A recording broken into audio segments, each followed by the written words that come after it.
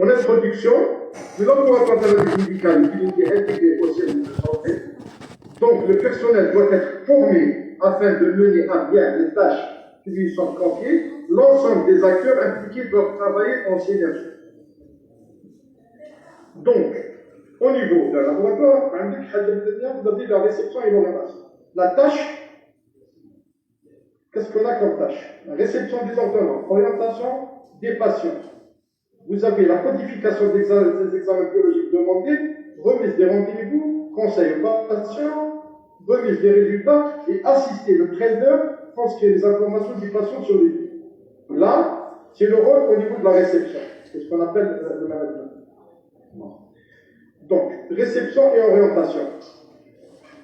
Donc, les compétences et qualités requises, en général, la maîtrise de la langue française, écrite et parlée, maîtrise des abréviations communément utilisées, connaissance des barèmes, connaissance des conseils à donner aux patients et savoir expliquer les protocoles pré-prélèvement, l'amabilité et respect du secret professionnel.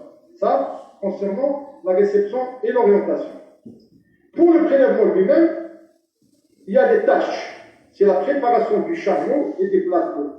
Le produit nécessaire à la prise en charge de l'état de choc, une cause 15% et ce qui s'ensuit, dispositif de prélèvement, coton, trottoir, tambour, garrot, pansement et coton.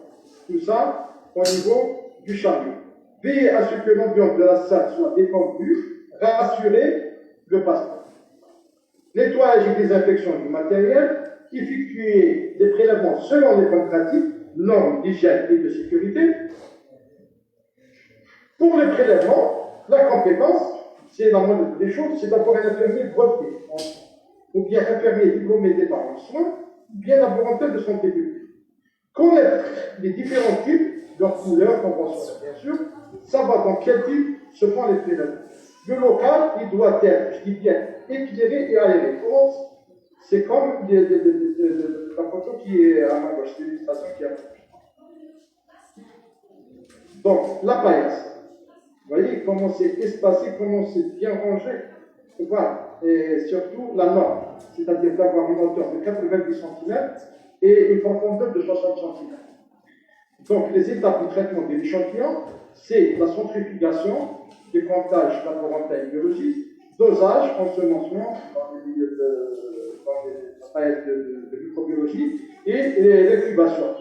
Par la suite, vous avez la fiches. Les fiches de paillasse doivent comporter les dates, les noms du traiteur et du manipulateur.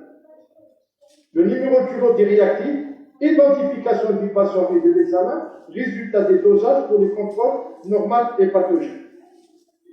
Pour les paillasses, conditions générales, nettoyage et désinfection de la paillasse, veiller à la biosécurité et conservation de certains échantillons, respect du protocole de traitement des déchets, contrôle de la qualité et traçabilité, validation des résultats par le biologiste et remise au secrétariat. Les locaux doivent être la luminosité, normes sanitaires, stabilité du cours. Pour le secrétariat, la transcription des résultats sur les registres signés paraphés par le chef d'établissement et sur la fiche de résultats à remettre au patient. Cette tâche doit être réalisée par 2 personnes. Une dernière vérification est nécessaire avant la remise des résultats. Tâche qui nécessite une qualification ou une formation dans le domaine de l'administratif et de la biologie. En conclusion, les biologistes, les laboratoires, les infirmiers, les secrétaires, les traiteurs, les agents d'entretien qui travaillent en collaboration. La première des résultats suit un circuit bien défini qui doit être rempli et adopté par l'ensemble du personnel. Leurs compétences sont nécessaires au bon fonctionnement du laboratoire.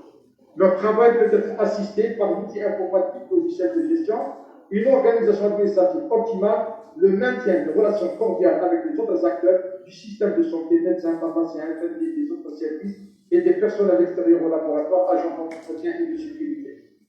Merci pour votre attention.